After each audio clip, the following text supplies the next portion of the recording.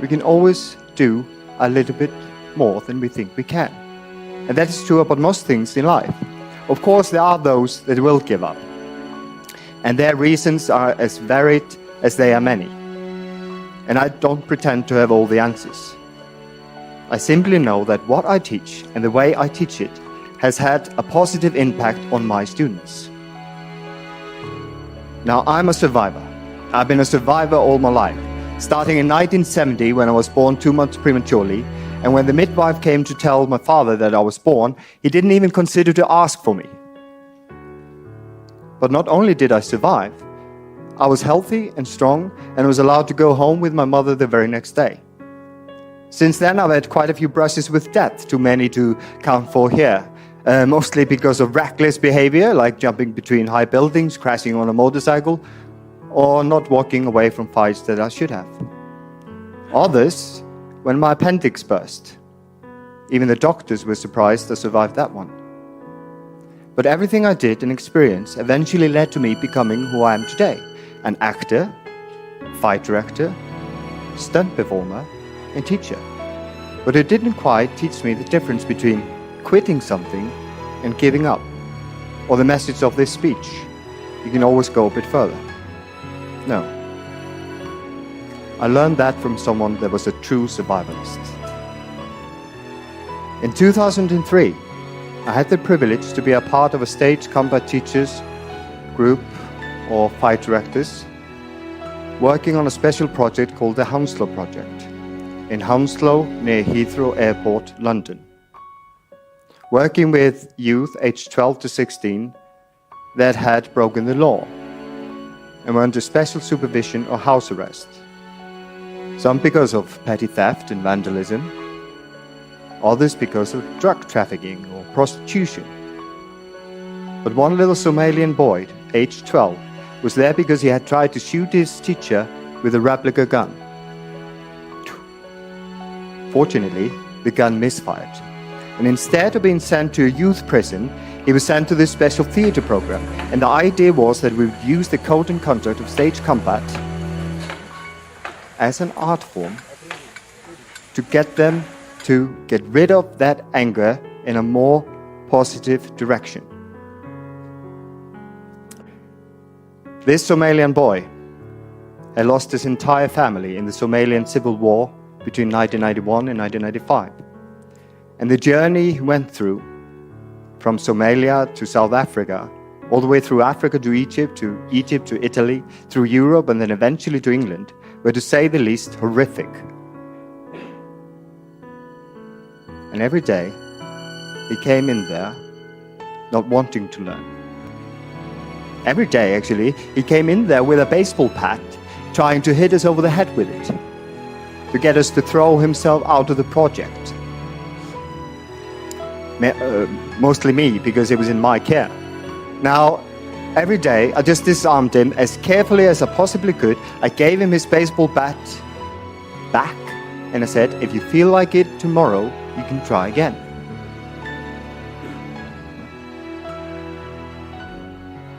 And he did. And again. And again.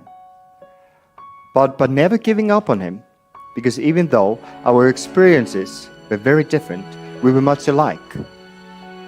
This I don't give a fuck, and I don't want to learn, and fuck you attitude was something that I and many here can relate to from their own troubled youth. So by showing him love and understanding, by never giving up on him as an individual, but just demonstrating and offering my knowledge instead of forcing him to learn or telling that he had to learn, then eventually he warmed up and actually had loads of fun. And when the course ran, when the program ran its course, to put it correctly, then he gave me a tearful hug and simply said thank you. And I like to believe that perhaps for the first time, he started to believe in others. He started to believe in people and started to believe in humanity again. But the lesson that he taught me was the difference between quitting something and giving up. And the message of this speech, you can always go a bit further if you just care enough.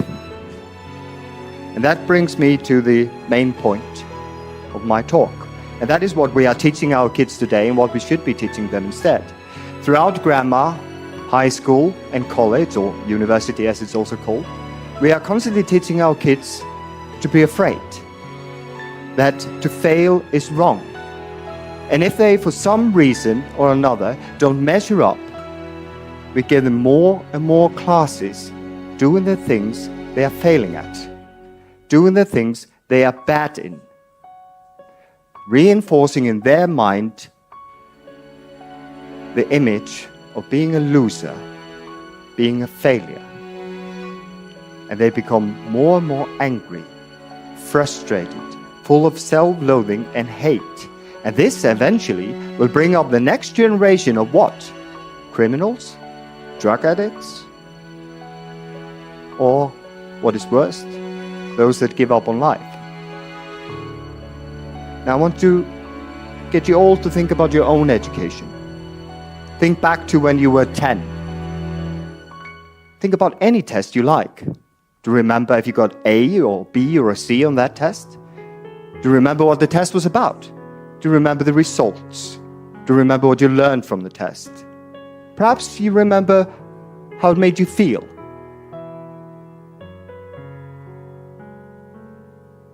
Now think about a school play, or an art exhibition, or a poem you wrote, or a short story.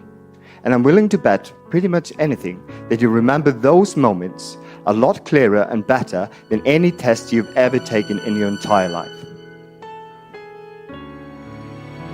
So, what is more important? To have children interacting freely and happily with one another, or to be able to do 1 million identical math problems correctly? What is more important for society as a whole? To implement interactive social skills within our school curriculum, or to add more and more classes in the art of filling in blanks?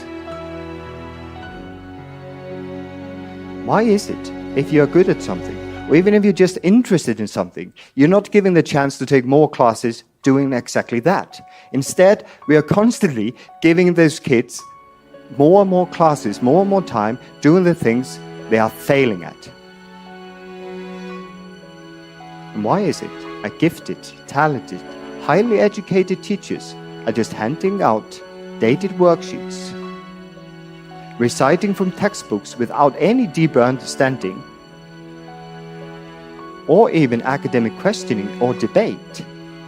And why is it parents themselves keep asking for us to test their children again and again and again?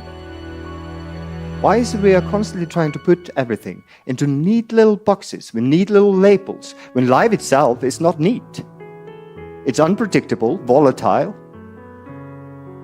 but also very beautiful.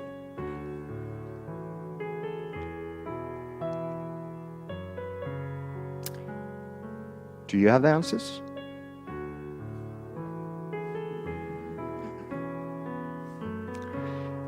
So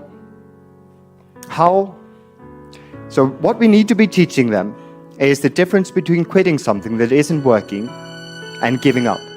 Is it giving up to quit drinking or smoking or eating sugar if you're diabetic or eating bread if you are gluten intolerant? No, it's sensible to quit things that isn't working. And we should quit the way we are teaching, because it's not good for us, it's not good for our kids, and it's not good for the children of tomorrow. But we should never ever give up on learning. And how am I able to get this message across to my students, this message of not giving up? I do it by implementing stage combat into my drama teaching. And as an icebreaker, let me demonstrate. I'm going to break my finger.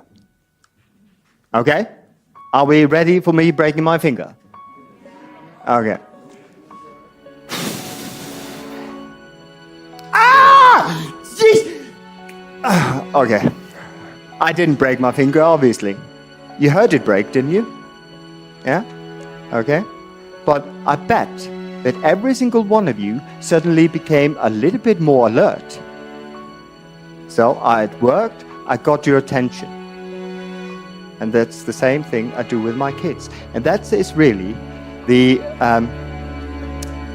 trick or the truth or the secret behind how I get often very angry individuals, mostly boys with some kind of disorder like ADHD, attention deficit hyperactive disorder, to work with their emotions, to get out of the shells, to find a positive way to get rid of their built-up anger. And when they get rid of that anger, they can learn anything and become the next generation of innovative dreamers. And why do I care? Why do I care so much that I'm standing here in front of you, giving this speech, when we all know and have established that I'm terrified of giving speeches? It's because I'm one of them.